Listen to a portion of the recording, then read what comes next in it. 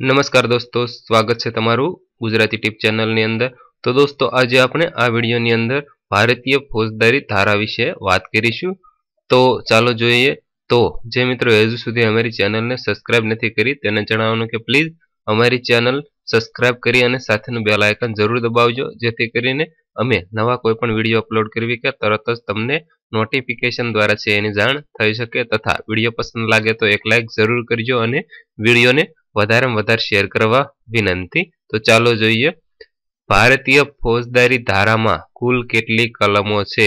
તો ભારતીય ફોજદારી ધારાની અંદર કુલ 511 કલમોનો સમાવેશ થાય છે। ત્યાર પછી ભારતીય ફોજદારી ધારાની કઈ કલમમાં વ્યક્તિની વ્યાખ્યા આપેલી છે। તો ભારતીય ફોજદારી ધારાની કલમ 11 ની અંદર છે વ્યક્તિની વ્યાખ્યા આપેલી છે। ત્યાર પછી જોઈએ તો भारतीय फौजदारी धारानी कई कलम में सरकारी नौकरी की व्याख्या आपवामां आवेली छे। तो भारतीय फौजदारी धारानी कलम नंबर 21 ने अंदर सरकारी नौकरी की व्याख्या आपेली छे। त्यार पछी जोईए तो भारतीय फौजदारी धारानी कई कलम में गुनानी व्याख्या आपेली छे।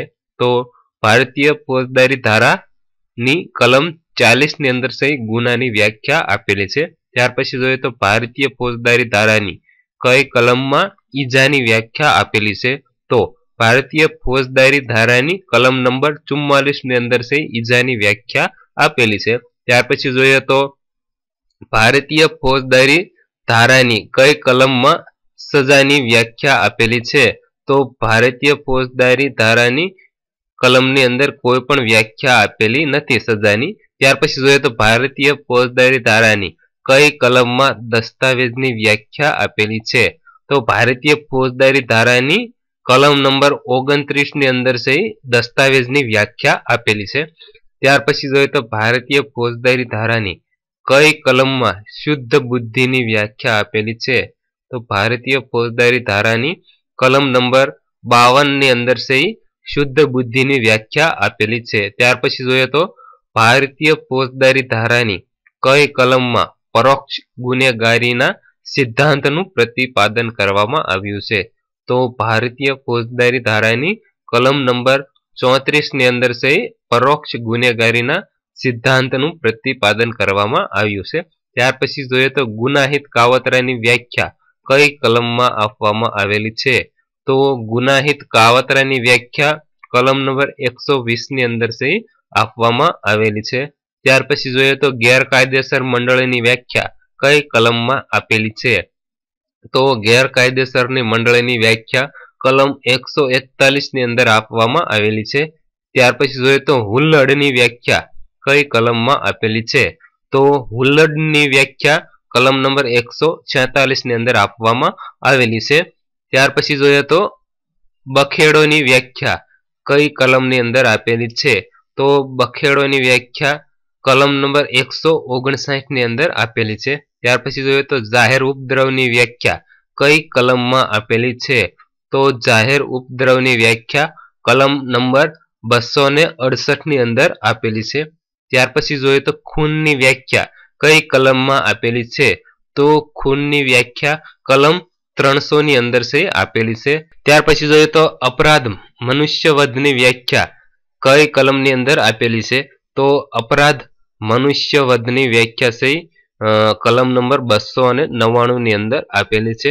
ત્યાર પછી જોઈએ તો વ્યથાની વ્યાખ્યા કઈ કલમમાં આપેલી છે। તો વ્યથાની વ્યાખ્યા કલમ નંબર 319 ની અંદર આપવામાં આવેલી છે। ત્યાર પછી જોઈએ તો મહાવ્યથાની વ્યાખ્યા કઈ કલમની અંદર આપેલી છે। તો મહાવ્યથાની વ્યાખ્યા કલમ નંબર 320 ની અંદર આપવામાં આવેલી છે। ત્યાર પછી જોઈએ તો હુમલાની વ્યાખ્યા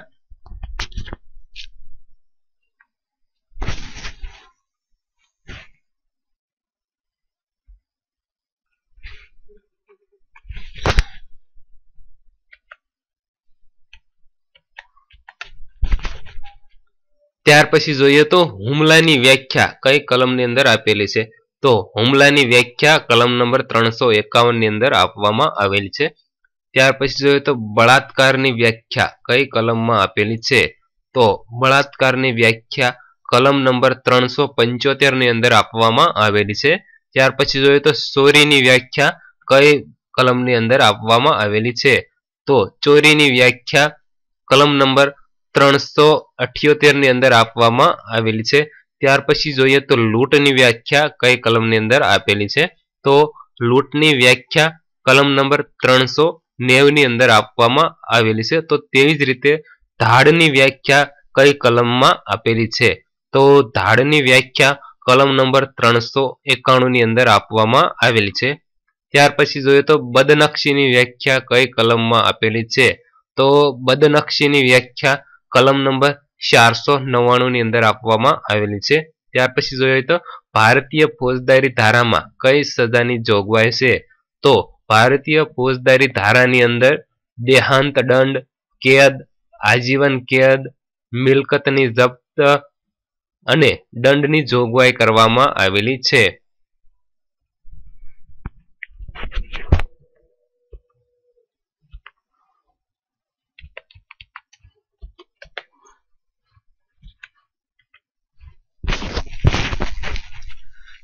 ત્યાર પછી જોઈએ તો ભારતીય ફોજદારી ધારામાં કઈ સજાની જોગવાઈ છે?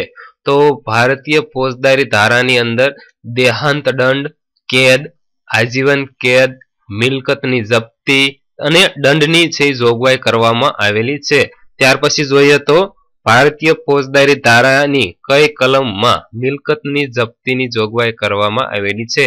તો ભારતીય ફોજદારી ધારાની કલમ નંબર 126, 127 અને 169 ની અંદર છે મિલકતની જપ્તીની જોગવાઈ કરવામાં આવેલી છે. ત્યાર પછી જોઈએ તો આજીવન કેદ એટલે કેટલા વર્ષ સુધીની કેદ?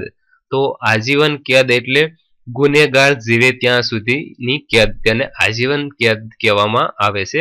ત્યાર પછી જોઈએ તો આજીવન કેદ એ કેવા પ્રકારની કેદ છે? તો આજીવન કેદ એ સખત કેદ પ્રકારની એક કેદ છે, સજા છે. ત્યાર પછી જોઈએ તો કેદની સજા ના પ્રકાર કેટલા છે? તો કેદની સજાના પ્રકાર છે 3. એક સખત કેદ, બીજું સાદી કેદ અને ત્રીજું એકાંત કેદ. ત્યાર પછી જોઈએ તો ભારતીય ફોજદારી ધારાની કઈ કલમમાં એકાંત કેદની જોગવાઈ કરવામાં આવી છે? તો ભારતીય ફોજદારી ધારાની કલમ નંબર 73 અને 74 ની અંદર છે એકાંત કેદની જોગવાઈ કરવામાં આવેલી છે. ત્યાર પછી જોઈએ તો એકાંત કેદની સજામાં વધુમાં વધુ કેટલા સમય સુધીની કેદ થઈ શકે છે? તો એકાંત કેદની સજા વધુમાં વધુ 3 મહિના સુધીની થઈ શકે છે. ત્યાર પછી જોઈએ તો કેટલા વર્ષથી નીચેના ઉંમરવાળા બાળકનું કૃત્ય ફોજદારી ધારા પ્રમાણે ગુનો બનતું નથી? તો 7 વર્ષથી નીચેની વયનું અને 7 વર્ષથી ઉપર પણ 12 વર્ષ સુધીનું 12 વર્ષથી નીચેનું અપરિપક્વ સમજવાળું એટલે કે મંદ બુદ્ધિવાળા જે બાળક હોય છે તે 12 વર્ષની નીચેનું, જેની અંદર છે ભારતીય ફોજદારી ધારાની અંદર છે ગુનો બનતું નથી. ત્યાર પછી જોઈએ તો ભારતીય ફોજદારી ધારાની કઈ કલમમાં અકસ્માતે થયેલ કૃત્યને ગુનો ગણવામાં આવતું નથી? તો ભારતીય ફોજદારી ધારાની કલમ નંબર 83 મુજબ છે અકસ્માતે થયેલ કૃત્યને ગુનો ગણવામાં આવતું નથી. ત્યાર પછી જોઈએ તો ભારતીય ફોજદારી ધારાની કઈ કલમમાં સ્વરક્ષણના અધિકારની જોગવાઈ કરવામાં આવેલી છે? તો ભારતીય ફોજદારીની ધારાની કલમ 96 થી 106 સુધીની જે કલમો છે તેની અંદર સ્વરક્ષણના અધિકારની જોગવાઈ કરવામાં આવેલી છે. ત્યાર પછી જોઈએ તો ગુનામાં મદદગારી કેટલી રીતે થઈ શકે છે? તો ગુનાની અંદર મદદગારી 3 રીતે થઈ શકે છે. એક ઉશ્કેરણી દ્વારા, બીજું કાવતરા દ્વારા અને ત્રીજું મદદ દ્વારા. ત્યાર પછી જોઈએ તો ભારતીય ફોજદારી ધારાની કલમ 34 અને 114 વચ્ચે શો તફાવત છે? તો ભારતીય ફોજદારી ધારાની કલમ 34 ની અંદર ગુનાના સમયે અપરાધીની હાજરી છે અનિવાર્ય નથી, જ્યારે કલમ 114 ની અંદર છે ગુના સમયે અપરાધીની હાજરી છે અનિવાર્ય છે. ત્યાર પછી જોઈએ તો ગુનાહિત કાવતરાના અપરાધ માટે કઈ કલમ હેઠળ કાર્યવાહી કરવામાં આવે છે? તો ગુનાહિત કાવતરા માટે અપરાધ માટે 120 બી મુજબ છે કાર્યવાહી કરવામાં આવે છે. ત્યારબાદ જોઈએ તો બે જૂથો વચ્ચે દુશ્મનાવટ પેદા કરવાનું કૃત્ય કઈ કલમ હેઠળ સજાપાત્ર છે? તો કોઈ પણ બે જૂથો વચ્ચે દુશ્મનાવટ પેદા કરવાનું કૃત્ય કરનારને કલમ નંબર 153A મુજબ છે એ સજાપાત્ર ગણવામાં આવે છે. ત્યાર પછી જોઈએ તો ગુનેગારને આશરો આપનાર વ્યક્તિ સામે કઈ કલમ હેઠળ કાર્યવાહી કરવામાં આવે છે? તો ગુનેગારોને આશરો આપનાર વ્યક્તિ સામે કલમ નંબર 212 મુજબ છે કાર્યવાહી કરવામાં આવે છે. ત્યાર પછી જોઈએ તો બળાત્કારનો ભોગ બનેલી સ્ત્રીની ઓળખ કે નામ જાહેર કરવું તે કઈ કલમ હેઠળ ગુનો છે? તો કોઈ પણ બળાત્કાર ભોગ બનેલી સ્ત્રીની ઓળખ કે તેના નામ જાહેર કરવું તેની અંદર આપણે કલમ 228A મુજબ છે ગુનો છે દાખલ થતો હોય છે. ત્યાર પછી જોઈએ તો જાહેર રસ્તા પર બેદરકારીથી વાહન ચલાવનાર સામે કઈ કલમ હેઠળ કાર્યવાહી કરવામાં આવે છે? તો જાહેર રસ્તા પર બેદરકારીથી વાહન ચલાવનાર વ્યક્તિ સામે કલમ નંબર 279 ની મુજબ છે કાર્યવાહી કરવામાં આવે છે. ત્યાર પછી જોઈએ તો ખૂનનું કૃત્ય કઈ કલમ હેઠળ સજાપાત્ર છે? તો ખૂન કર્યું હોય તેવું કૃત્યને કલમ નંબર 320 મુજબ છે સજાપાત્ર ગણવામાં આવે છે. ત્યાર પછી જોઈએ તો દહેજ મૃત્યુના કિસ્સામાં કઈ કલમ હેઠળ ગુનો નોંધવામાં આવે છે? તો દહેજ મૃત્યુના કિસ્સાની અંદર છે કલમ નંબર 304B મુજબ છે ગુનો નોંધવામાં આવે છે. ત્યાર પછી જોઈએ તો ખૂનનો પ્રયાસ કઈ કલમ હેઠળ સજાપાત્ર છે?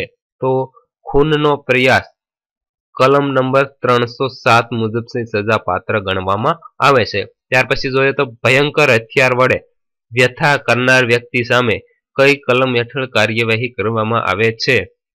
તો ભયંકર હથિયાર વડે વ્યથા કરનાર વ્યક્તિ સામે કલમ નંબર 324 મુજબ છે કાર્યવાહી કરવામાં આવે છે. તો તેવી જ રીતે મહાવ્યથા કરનાર વ્યક્તિ સામે કઈ કલમ હેઠળ છે કાર્યવાહી કરવામાં આવે છે? તો મહાવ્યથા કરનાર વ્યક્તિ સામે કલમ નંબર 325 મુજબ છે કાર્યવાહી કરવામાં આવે છે. ત્યાર પછી જોઈએ તો ભયંકર હથિયાર વડે મહાવ્યથા કરનાર વ્યક્તિ સામે કઈ કલમ હેઠળ કાર્યવાહી કરવામાં આવે છે? તો ભયંકર હથિયાર વડે મહાવ્યથા કરનાર વ્યક્તિ સામે કલમ નંબર 326 મુજબ છે કાર્યવાહી કરવામાં આવે છે. ત્યાર પછી જોઈએ તો એસિડ ફેંકી ગંભીર ઈજા કરવી એ કઈ કલમ હેઠળ ગુનો બને છે? તો એસિડ ફેંકી અને ગંભીર ઈજા કરવી એ કલમ નંબર 326A મુજબ છે એ ગુનો બને છે. ત્યાર પછી જોઈએ તો ગેરકાયદેસર અટકાયતના ગુનામાં કઈ કલમ હેઠળ છે કાર્યવાહી કરવામાં આવે છે? તો ગેરકાયદેસરના અટકાયતના ગુનાની અંદર છે કલમ નંબર 339 મુજબ છે કાર્યવાહી કરવામાં આવે છે.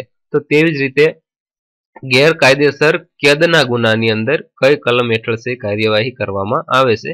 તો ગેરકાયદેસર કેદના ગુનાની અંદર કલમ નંબર 340 મુજબ છે કાર્યવાહી કરવામાં આવે છે. તો દોસ્તો આ હતા ભારતીય ફોજદારી ધારાની કલમો વિશે. તો દોસ્તો ભાગ 2 જોવા માટે પ્લીઝ અમારી ચેનલ સબસ્ક્રાઇબ કરવાનું ન ભૂલતા તથા વિડીયો પસંદ હોય તો એક લાઈક જરૂર કરો અને વિડીયોને વધારે વધારે શેર કરવા વિનંતી.